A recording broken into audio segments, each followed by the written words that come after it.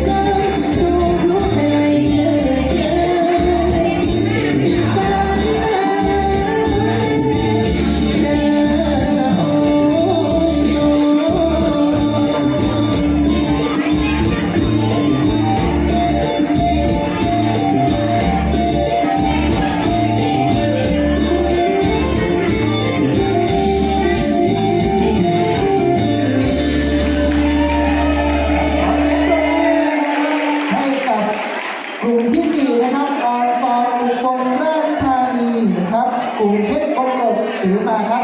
ลำดับนี้นะครับเชิญพิธีกรพี่เลี้ยงนะครับให้เกียรติบันทึกภาพนะครับกับคณะผู้แสดงครับ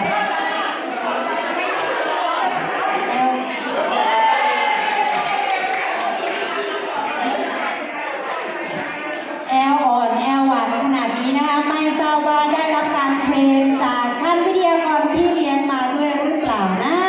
ครับและขอนำเรียนนะครับว่าทีมผู้บริหารของเรามาในเช้าไม่ได้มาทำอะไรครับมาซ้อมนะครับรอบนี้เป็นรอบเอาจริงครับเรามาตั้งแต่เช้านะครับมาซ้อม3-4 รอบนะครับผลงานนะครับเชิญประจักษ์ครับเป็นที่ออกมาแบบนี้นะครับเป็นการมอบความสุขให้ซึ่งกันและกันครับสวยงามและมีคุณค่านะคะสมกับที่เป็นว่าที่ท่านผู้บริหารของคณะคลัสเตอร์ที่14นะคะเราเข้าไปที่นะครับ